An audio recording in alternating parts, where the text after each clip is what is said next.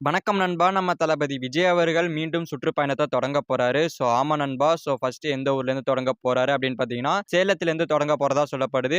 சேலத்தில சுற்றுப்பயணத்துக்காக மனு கோரியிருக்காங்க. அனுமதி கிடைச்சிருச்சு அப்படின்னா, கண்டிப்பா சேலத்தில டிசம்பர் 1 வீக் அதாவது டிசம்பர் 4ஆம் தேதி அப்படின்னு மாரி சொல்லப்படுது எக்ஸாக்ட் டேட். பட் இது கன்ஃபார்மான்னு தெரியல. பட் ஆனா டிசம்பர் 1 வீக்ல கண்டிப்பா விஜய் அவர்கள் சுற்றுப்பயணம் போறாரு அப்படின்ற மாரி சொல்லப்படுது. அதுக்காக தான் நம்மலாம் காத்துக்கிட்டு இருக்கோம். எப்படா விஜய் வருவாரு அப்படின்ற மாரி. கரூர்ல நடந்த இன்சிடென்ட்க்கு அப்புறமா கிட்டத்தட்ட 2 மாசம் கழிச்சு தளபதி விஜய் அவர்கள் மீண்டும் சுற்றுப்பயணத்தை ஸ்டார்ட் பண்றாரு.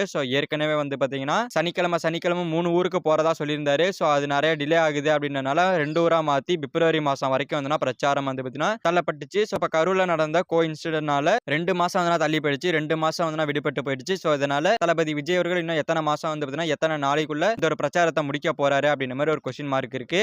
எப்போதும் போல சனிக்கிழமை மட்டுமே வருவாரா இல்ல எல்லா தேதிகளையும் வரலாம் அப்படின்ற மாதிரி முடிவு பண்ணி வருவாரான்னு தெரியல. கூடிய சீக்கிரமா அறிவிப்பு வந்துரும் அப்படின்ற மாதிரி சொல்லப்படுது. அதுக்காக தான் காத்துட்டு இருக்கோம். வெயிட் பண்ணி பார்க்கலாம் விஜய் அவர்கள் சுற்றுப்பயணத்தை எப்படி தொடங்கி ஸ்டார்ட் பண்ணி போறாருன்னு சொல்லிட்டு. ஓகே நண்பா, நம்ம தளபதி விஜய் அவர்கள் மீண்டும் சுற்றுப்பயணத்தை சேலத்திலிருந்து டிசம்பர் 4ஆம் தேதியிலிருந்து ஸ்டார்ட் பண்ண போறதா சொல்லப்படுது. இதை பத்தி உங்களோட ஒப்பீனியனை கமெண்ட்ல சொல்லுங்க. இந்த மாதிரி தளபதி பத்தின அப்டேட்ஸ்லாம் தெரிஞ்சுக்க நம்ம சேனலை சப்ஸ்கிரைப் பண்ணி சப்போர்ட் பண்ணுங்க. It's okay. தேங்க்யூ ஃபார் வாட்சிங். அடுத்த வீடியோல பார்க்கலாம். தேங்க்யூ.